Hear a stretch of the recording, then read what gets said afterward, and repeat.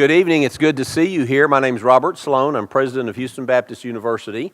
And I know we have a number of guests here with us this evening, some of whom will be introduced a little bit later, but I want to extend a hearty welcome to all of you, to students, faculty, staff, and to guests of the university. We're really glad you're here. Tonight is a very special annual occasion in the life of the university. It's one of the finest lectures that we have year in and year out. The Prince-Chavanne lectureship has been established, and others will tell you about that later, but we are so blessed to have had these families that have influenced the life of the university and have enabled us to bring outstanding people from the world of business and other spheres of influence to speak, particularly, of course, to our students. So welcome. We're so glad that you are here. I wish I could do the introduction. I don't get to introduce my good friend John Gibson tonight, but I do want to say to all of our students, faculty, and staff that Mr. Gibson is a member of the HBU Board of Trustees, and he and his wife Elizabeth and their entire family are an HBU family. They were recently celebrated as Family of the Year for HBU. They've done many things for which we are enormously grateful. So, John Gibson, it's good to have you on campus tonight, and all of you are in for a very, very special treat. May I turn the program over now to the Dean of our School of Business, Mohan Karuvula.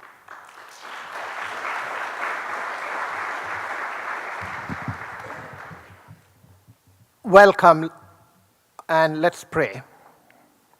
Heavenly Father, thank you very much for this wonderful gathering of students, friends, and a faithful business leader like Mr. John Gibson. I pray that the message of Mr. Gibson will have an impact on the students here as they prepare for a professional career. We are indeed blessed that a person like Mr. Gibson is sharing his time and talent with our students to impress upon them how to live right and how to be ambassadors for the kingdom of Christ as they prepare to go out and transform the world. In Jesus' name we pray. Amen. Now it's my privilege to invite Dr. Rusty Brooks, the endowed chair, the Prince-Chavanne Endowed Chair for Business Ethics, to come up here and introduce a speaker. Rusty.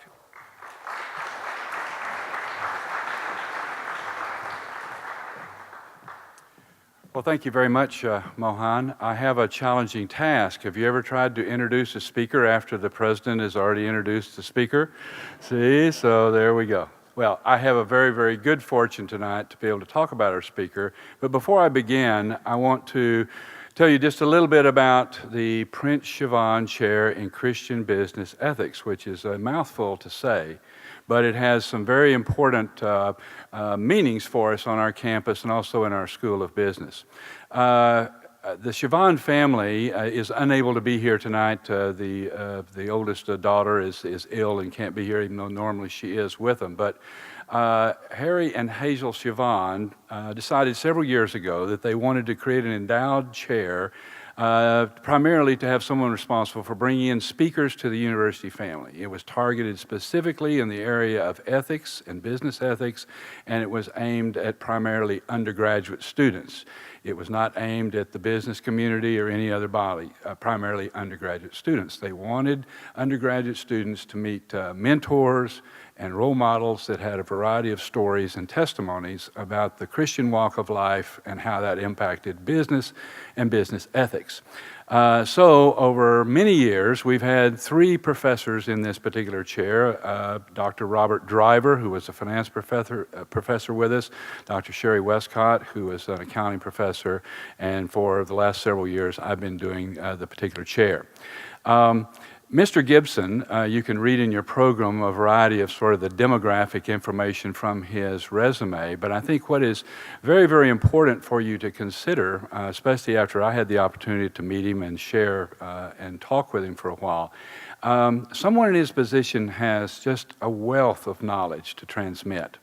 One of the reasons that he was invited was because our administration, and especially in the School of Business, felt like that he had a message to share with you. We've had others in the past that have also shared significant messages. There's always several people in the audience who will come away with some feeling that the message that John Gibson provided for them was meaningful and carried that away as a takeaway. One of the reasons that he is so valuable to our university family is because not only of his knowledge that he transmits on our Board of Trustees, but he and his wife Elizabeth have decided to make significant contributions to the university, all with a mind towards helping the university in the future, perhaps after we're long gone. The family started a new chair in apologetics, and it'll help that program get off the ground by bringing in some named faculty members where students will want to study and hear their words. And those acts of contribution are what is part of the Christian character, but also a leadership character, as you'll find out when he goes through his presentation with you tonight on Can We All Change? And when you think about can we change, some of you don't have too much to change. You haven't lived long enough to say you're really in a change mode. But any of those of us that have passed through several generations realize that we're really walking around a changeling on a constant basis. And so I think that if you'll pay especially heartfelt attention to the message that John Gibson has for you tonight, you'll walk away feeling blessed. Our speaker tonight, John W. Gibson, Jr.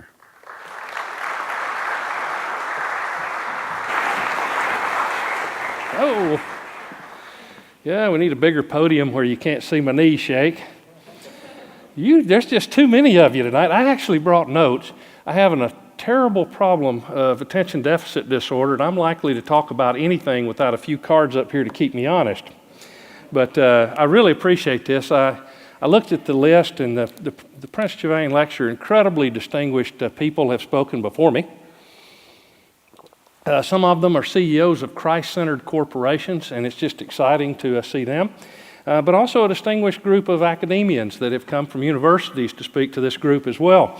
Now, what you're going to find tonight is that I'm not the CEO of an outstanding Christ-centered organization. I'm actually a fairly odd selection for doing this. I'm qualified because I'm a Christian. It's good. Got to start somewhere. You know, I made the bar there. And sometimes you can actually tell that I'm a Christian, and sometimes I need to wear a T-shirt because what I'm doing, you wouldn't be able to tell it immediately. And so I'd have to proclaim it in a different way. But hopefully my actions tonight won't require me to take off my shirt and show you my T-shirt here. So I'm hoping that I can get through this, and you'll actually think I have some merit as a leader in corporate America, and maybe a kind of a different leader in corporate America. Now, in preparation for these things, I always ask people questions about the topic, and as just friends and family and strangers, and say, what would you like to hear somebody say? So last night, the last person I asked driving home was the driver who was taking me from the airport home. I said, what's the greatest speech or sermon you ever heard?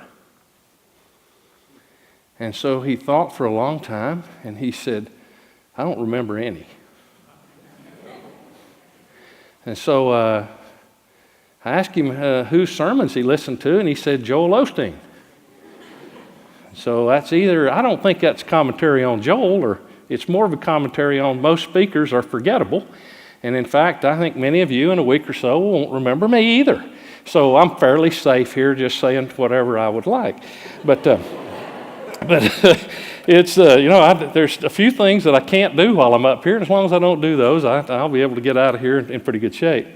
But in the event that you don't like what I say tonight, or you don't get anything from it, I'm going to tell you to go and read a great speech, because if I can't give one, I can surely point you to one. And that speech is actually tied into a bit what I'm going to talk about, and I'd like for you to read Elie Wiesel's speech on the perils of indifference.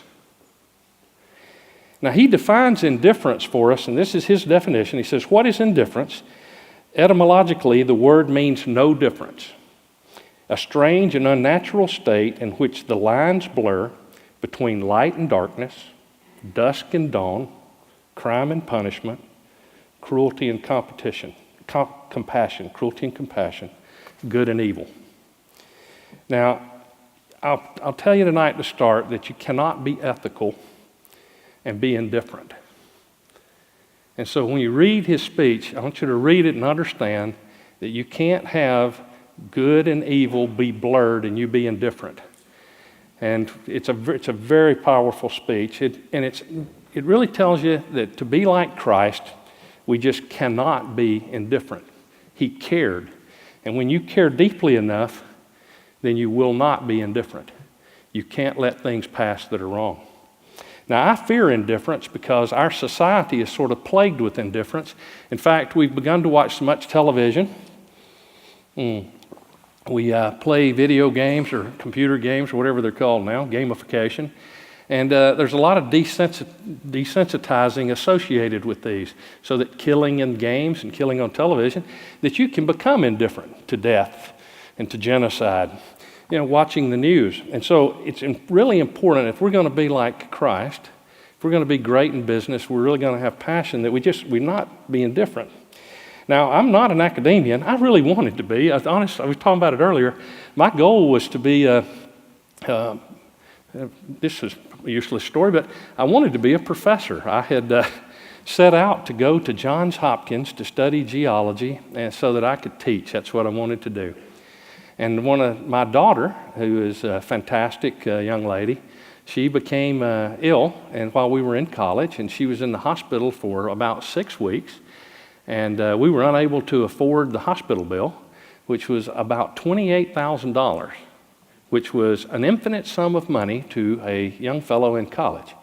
And so a company called Gulf Oil came along, and they offered me a job as geophysicist. And I didn't know what one of those was, but it paid $28,800 a year.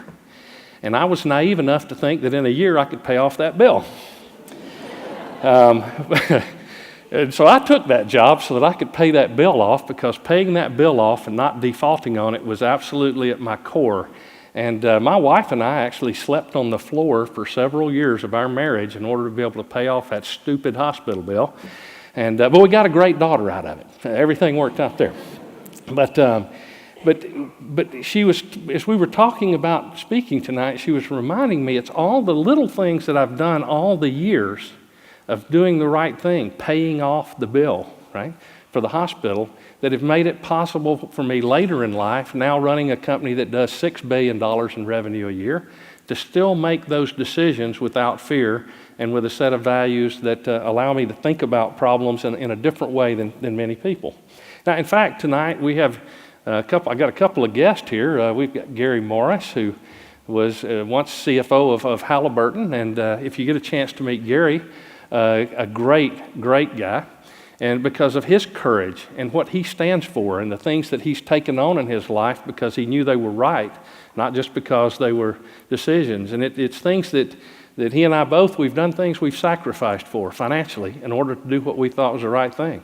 Another guest here, Bob Tallman, the voice of radio and rodeo.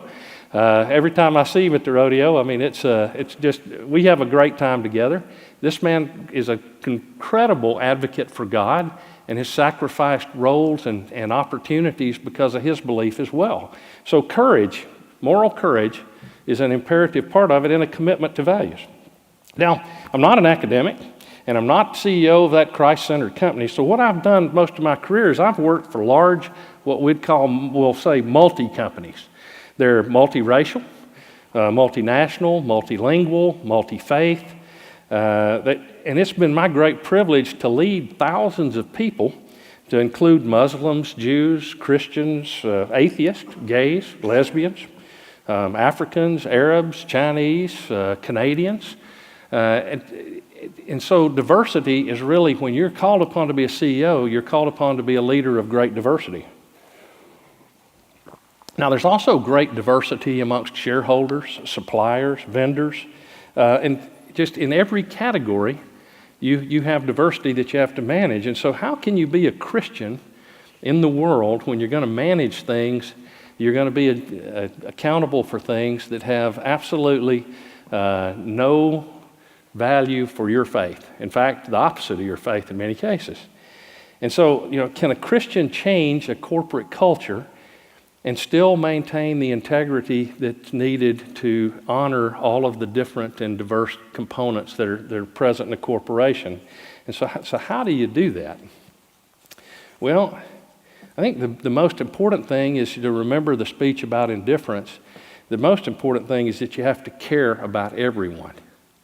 It's fundamentally about caring. You have to care about every employee. You have to care about every Muslim. During 9/11, which I was working in a large corporation, we had a huge number of Muslim employees, and I was asked what was I going to do after 9/11, and I wrote a note to all of our employees, which I wish I had a copy of to read to you tonight, but it was a passionate plea for people not to overreact because of the actions of a few people, and that we could honor and continue to work safely with all of our fellow Muslim employees. Later, we had an incident in Saudi Arabia where several people were killed in a hotel. And as a result of that, the news media were coming down the hall at the Offshore Technology Conference. Cameras are all on the CEO of another company in front of me, and they asked him what he was going to do.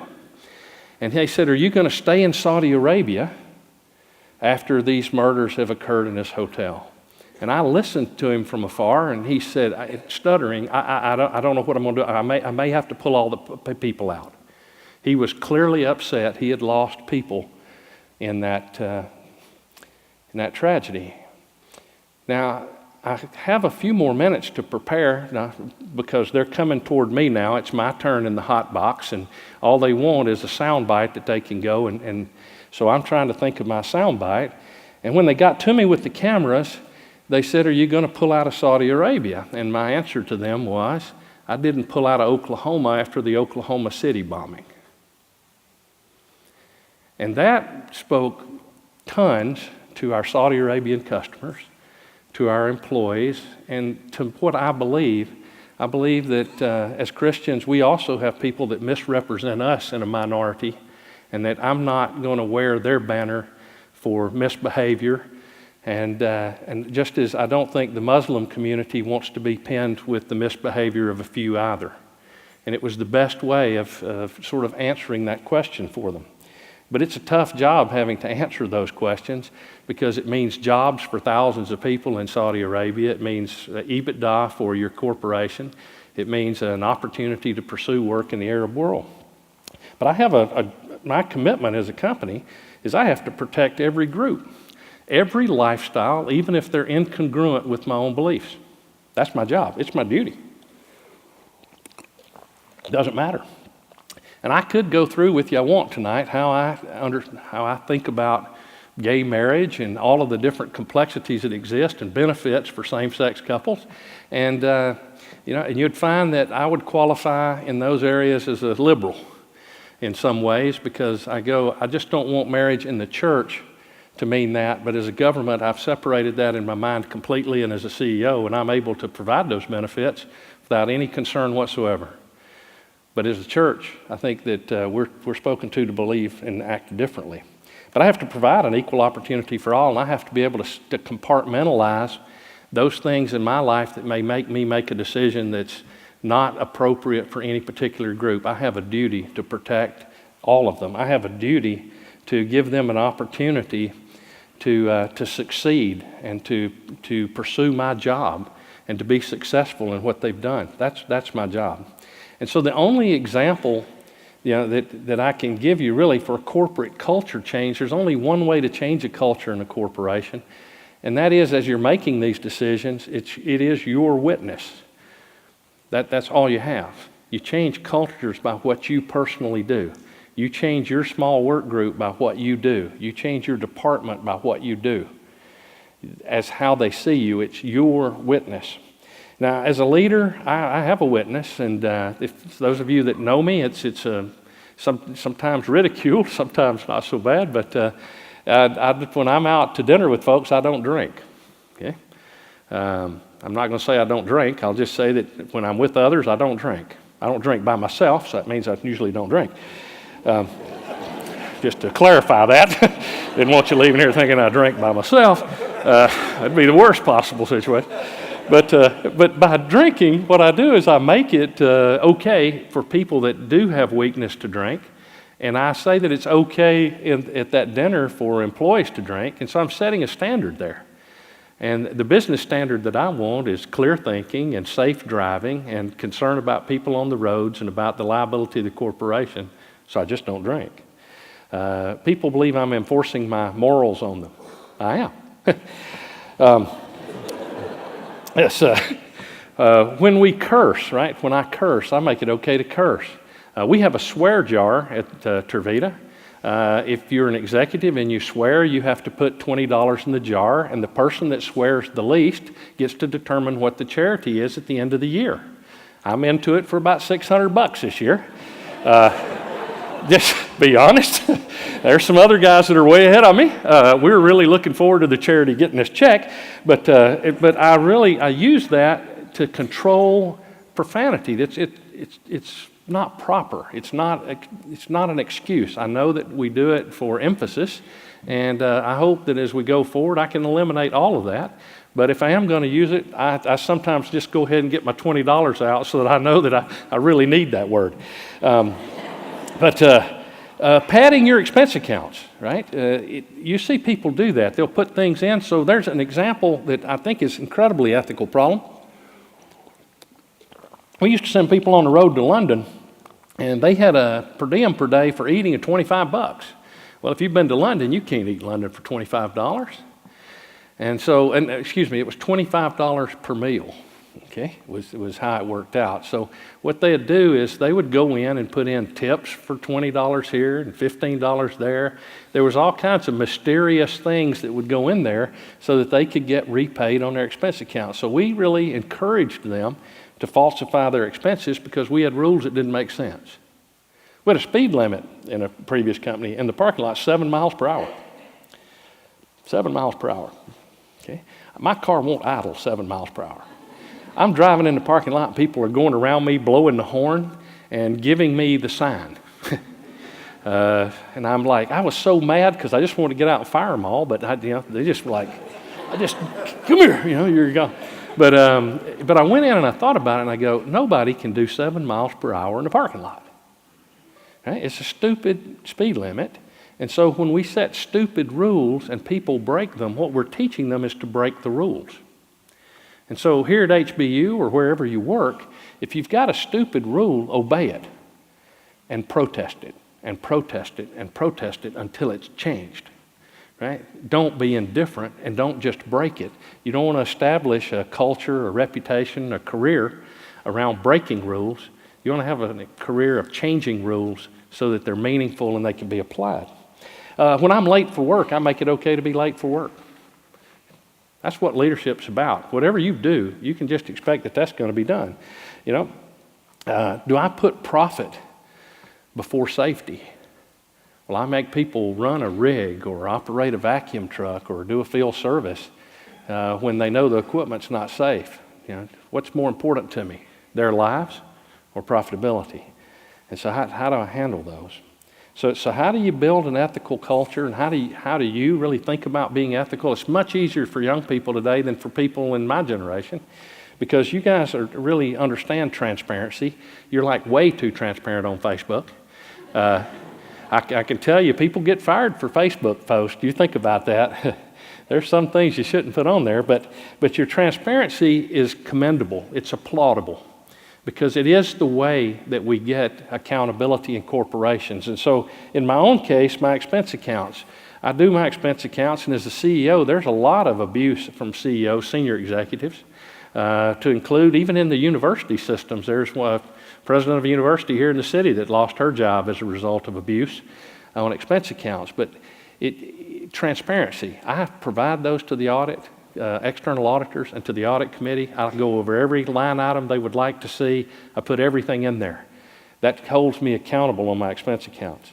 Another thing for accountability is last year in Tervita, 2012, the first part of 2012, first quarter was pretty good.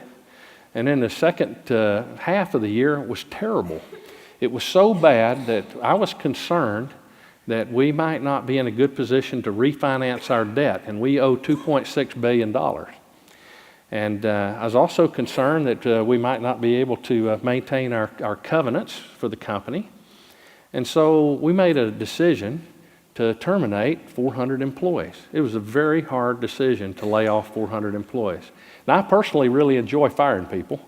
That's different than laying people off. Firing people means that they've cheated, stolen, or lied, and I get an opportunity to correct their behavior. Okay? I bring them in and I coach them a little bit, and if I don't see repentance, then I show them the door. Because that's a great joy. But laying people off means that we have too many people and that I've made mistakes. And I've grown the company too quickly in terms of staff, and so that's my fault. That's my fault. And so when it's my fault, I mean, I look here at HBU. When you grow the faculty too quickly or you invest too much and you get ahead and you have troubles, that's Dr. Sloan's fault. He's the leader here. So I got to that point. We terminated 400 people. Now, we managed, we were fine. We were fine on our refinancing. We were fine on our debt. Everything worked fine. In fact, I managed to reduce enough cost that the employees in the corporation, about 4,200 of them, were all eligible for a portion of their bonus. And that includes me. But our executive team, we consciously chose to forfeit our bonus because we didn't want to make a bonus because we fired people. And that's a statement. That's transparency. That's trying to explain to people you care about them, even when you're having to make tough decisions.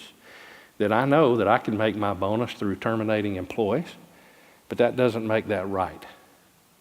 The better right is for me to do what's great for the shareholders, what's great for the majority of employees, what's great for the lenders, but that doesn't mean that it's necessarily good for me. In an ethics system of teleological, egocentric, I'm not going to win, but teleological, utilitarian, I've made the right decision. And so I've made a decision that was in the best interest of everyone, and I've tried to separate myself out of that. And I'm proud to say that the men and women that I work with, that they also raised their hands and said, that's right, you're right, we shouldn't take a bonus. With the exception of one who reluctantly did it, but after he did it and realized how important it was to employees, he would do it again and again. So again, learning once is learning many times. And so it's pretty exciting. Another thing on sort of employees, the people working for me, I have 12 direct reports. Of those 12, 11 of them, and actually I'd even say 12, one had a divorce early in their lives, but out of the 12, 11 are all in long-term marriages.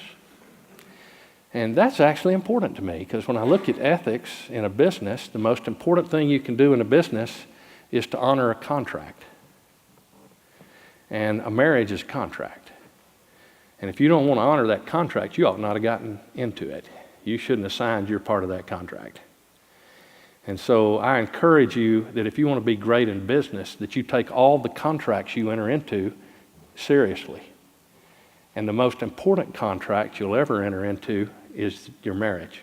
Who you partner yourself with for life is an incredibly important decision. Just as when you sign a contract in a company, you've got to deliver it whether you make money or not. That's what we do in business. Now, we paid all the employees. They were pretty happy.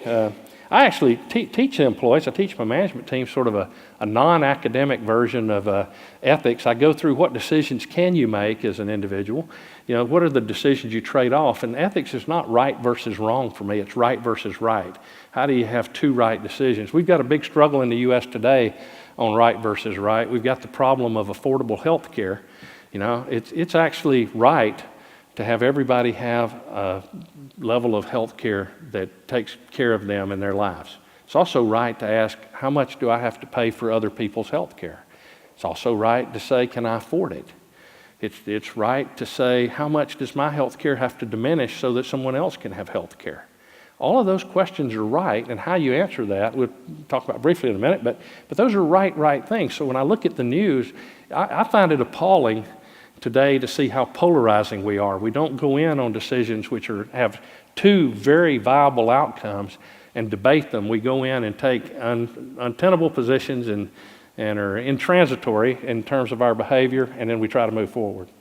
But now, when you're doing right versus right, you have to know what you're trading off. And you trade off long-term versus short-term, truth versus loyalty, group versus individual, and justice versus mercy. And you decide that in three basic ways: consequentially, which is teleological, sort of egocentric, altruistic, utilitarian, or deontologically, duty-based. Now, that's how you teach the course, but I'm going to add one tonight that I use, and I'm going to tell you a story about it, and it's going to be, you'll laugh or you'll go away going, what a nut. But if I look at those decision groups and I ask myself, what's the one that's missing from there? The one that's really missing from there is obedience to God, just obedience. And so deontological duty, that can actually be just the golden rule. What would you do unto others as you'd have them do unto you? But if you look at obedience to God, it's a very different one. So I'll tell you a quick story about a young man. This business decision, it'll show you how I can be completely non-business-like. I needed to send a young man to Saudi Arabia to teach petrophysics for 6 weeks. His name was, we'll call him Trent, okay? So Trent, I looked through the database and found Trent because he was an absolute expert in petrophysics and was considered a phenomenal trainer, a great educator. So I called him up to the office and I said, Trent, I've got the opportunity of a lifetime for you. We have got a training contract in Saudi Arabia for 6 weeks, and you are the best qualified, and I've got a bonus associated with this, and you'll need to leave to go to Saudi next Wednesday. You just need to fill out this paperwork. And he wore a golf shirt that he buttoned all the way up to the top, and he was just the cutest little fella. And the first thing he said to me, he's standing almost at attention, he says, Mr. Gibson, I'm Jewish. And we were having great difficulties in Saudi Arabia between Saudi and Israel and the Jews at the time. So you could see his face was blanched. And he's standing there and he's looking at me. And he's just standing there. He says, I'm Jewish.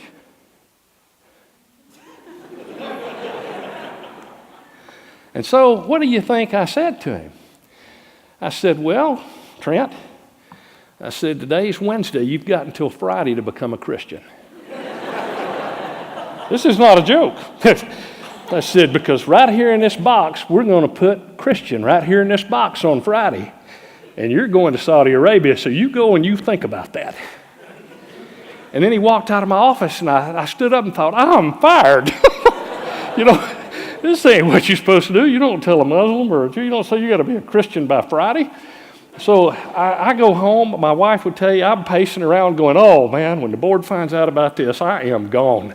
Right? What did I do? I am so stupid. Right? I cannot believe I said that.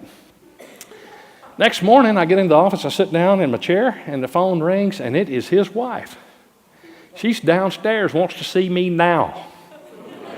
I'm going, oh, Lord, I bet he's got a wife that's 6'8", him a little feller and cute. This is opposites attract. She's going to whoop me. And I was pretty upset. And she comes in, a lovely lady, attractive, lady. She comes in, sits down, and she said, Mr. Gibson, I just want to talk to you for a minute. We've been praying for Trent to become a Christian for 10 years, and he's never been interested. And last night, I'll get upset talking about this, but he said last night he came home, and he said, we need to go see the pastor over at our church. So they went, and the pastor talked to him. And he talked him into being a Lutheran, which he explained wasn't a Christian, but would do for the service work on the paperwork. This is such a crazy story. So he comes in and he signs, he comes in the next day and he says, Mr. Gibson, I've made a lot of progress on this. I can put Lutheran in that box. I said, pack a bag, you're headed to Saudi. So I did call several people to check to make sure he was safe with the Saudi consulate, the people I knew, and with the American consulate and the embassies. But so we sent him over, and then on his way over, he took a Bible with him. And when he got to they normally would take that away from you when you're entering. But whoever it was, when he came through, they left him with his Bible. And they said they just put it back in his suitcase and let him go on. He said it was his personal Bible. And so for 6 weeks he stayed over there and he read the Bible through. And when he came back, he accepted Christ and became a Christian. His daughters also accepted, and they were all baptized together. And so here's Trent. And so in terms of decision making, the best decisions I've ever made was when I was obedient to God. I did what he wanted me to do with Trent at that moment, not because it was for me doing it, but because God had been working on Trent for 10 years, and I was just one more piece in the puzzle in Trent's life. And so if it hadn't have been me, it would have been someone else at a different time, because Trent was ready to become a Christian. So as a CEO, I didn't violate any ethical rules. I did what God wanted me to do, and I was obedient. And that's a very hard thing to do and to know you're doing, because you have to have a really close walk with God. If I were to write a book on witnessing to Jews, I wouldn't recommend that method. That wouldn't really work for me. But because there's really no formula for witnessing. I actually find it offensive sometimes when people come up and do the formula thing with me. I just go, did God lead you to come and talk to me, or are you reading some script? And right, if you're reading a script, I'm not all that excited about it, but if you've been moved to come and see me, then I'm more than happy to sit down and talk to you. But I don't recommend demanding people become Christians by Friday, but it did work in this case. I'll tell you another one about ethics and company. I don't know where I am, so watch this. I'm going to pull my watch out just for a second. I talk all night. I get started, I talk to myself. You can all leave, I'll still be going. Here's one that was interesting for me. I was working in a very large multinational company. We had more than 30,000 people. And it came to my attention that one of the forms of entertainment was taking customers out to gentlemen's clubs to see strippers, which I've now learned that in Canada are called peelers. So just vocabulary this night as well. I wish this weren't being filmed, but it's okay. Okay, we'll do some editing later. But I found that incredibly offensive, because how are we going to have a safe place to work for women and then allow the exploitation of them at night for entertainment? That just was incongruent. I could not see how that was possible. And so I came up with a policy that said we'd no longer have gentlemen's clubs for entertainment. Now, this didn't go over all that well, because there were people that said we'd lose customers. We're going to lose revenue, that's the way business is done in certain countries. I won't name them. I don't want to offend anybody here, but they said that's how it's done. And I said, well, that's not how it's done here anymore. Today will be the last day we do that.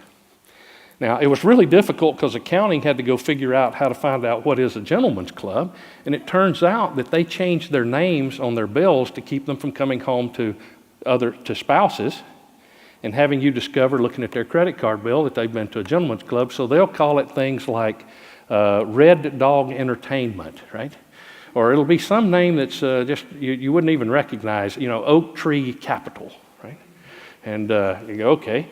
But we figured it out. We managed to get all the codes. And so then this is what happened. The first time around, if anybody violated it at the end of the first month, they had to I called them personally and had a discussion with them over how they'd violated the policy, and that I wouldn't give them a second call. The next time they would have someone visit and they'd be terminated. Yeah. So the next month comes around, and I get more names on the list, and so we terminate a few people. In fact, they had a big sales conference. There were a lot more people than are here, and they had this Karnak thing where somebody would go up, and they'd do like that, and one of the guys went up and held an envelope up against his head, and he said, "What's the fastest way to get a telephone call and a personal visit from the president?" Go to a gentleman's club and submit it on your expense account, right? And they thought it was hilarious because they were pretty tense over the whole thing. But here's what happened, okay? We kept working on this, and so one of the gentlemen, his name showed up again. So I called him and had him come down to my office. I wanted to talk to him about that. When he walked in, this was for the first time, and I said, I know you. I knew this individual. I said, I can't believe you spent this much at a gentleman's club. You have no reason to be entertaining anyone, given your position. what are you doing? And he just sat there. I said, well, better talk now, because if you don't say something now, you're going to be headed out the door in just a few minutes. You need to say something. And he said, I've been putting it on my American Express card with the company to keep my wife from seeing that I'm going there, but I always pay the bill, so the company's never paid for these. So I called accounting, and sure enough, none of those had ever gone through in the company before. He was using his company credit card to pay the bill and then paying the company with a check so that he could hide it from his wife. And so I said, well, I'm looking at the number here, and I need a check from you now, and I need for you to never do this again. And are there going to be any more charges come through? And he said, yes. I said, I need a check for the whole amount. He said, I don't have the money. I said, well, you got a family problem. Because when you go home tonight, you're going to have to tell your wife you need the money. And so he went home, and he sat down with his wife and told her what he had been doing. He came back to see me the next day, and he sat down and he said, did you know that I believe you saved my marriage? Because she knew, and she was getting angrier and angrier and was going to leave me. And when I finally sat down and confessed, and we went through it, and I said I wasn't going to do it again, that you fixed my marriage. So by being ethical in business, we impact people's lives, right? Individuals' lives, personally. And it's all about personal relationships. It's one-on-one relationships. So just to finish, I don't want to go much longer, but in order to do that, you need an incredible network of people to support you in any job that you do. And I'm incredibly blessed to have my wife, Elizabeth, who has, when we've slept on the floor to pay a bill. When we've decided to give everything away off something we've made, that she would say, pray about it and say, that's what God wants us to do, is to give it all away. And so it's just to be with a partner that shares your beliefs, your values, is one of the greatest blessings you can ever have. The other thing is you have to have a place to worship with fellow believers. Because I show up every day in the company, and I tell young executives this, you're a battery, and when you show up, they hook up to you and take power away from you. And they do that all day long. And your obligation is to show up every day fully energized. And if you can't, don't show up, because they expect to be able to get energy from you. Whether you're a teacher in school and students, it's about you have to give the energy. So you better figure out a way every night to charge your battery, because you got to show up the next day. And the best way I found is worshiping with others with the same beliefs. That's really hard when you move around.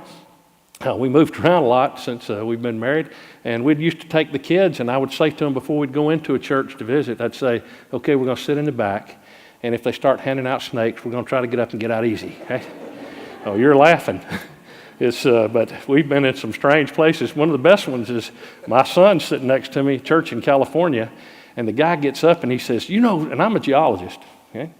The guy gets up, and the first thing out of his mouth is he says, geologists are taking dinosaurs and they're burying them in dirt on tops of hills to make it look like the ocean was much higher than that. They're trying to goof up the time of, that the Earth's been in existence.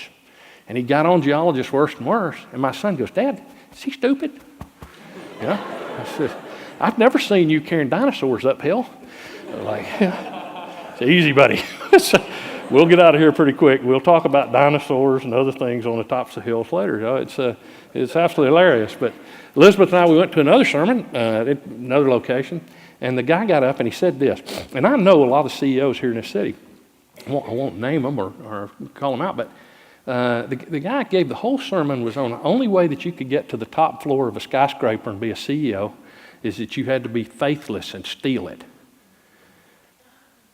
There's some great Christians running companies in this city. I would encourage you to find out who they are and make sure that if your faith's really important to you, those are great places to work. The other way is to read Scripture. If you don't read it, you're not going to know, and you're not going to have a system to really understand what you should be doing. But to finish up, the most important thing you can ever do is, if you have faith, is to be obedient. And if you're obedient, God will get you through things you shouldn't have done. And He'll help you understand how to really treat everybody with great care and a great love. And the best culture you can create in any company is a company of love, because if you truly care for one another, then you're going to have a great place to work and great success. Thanks very much.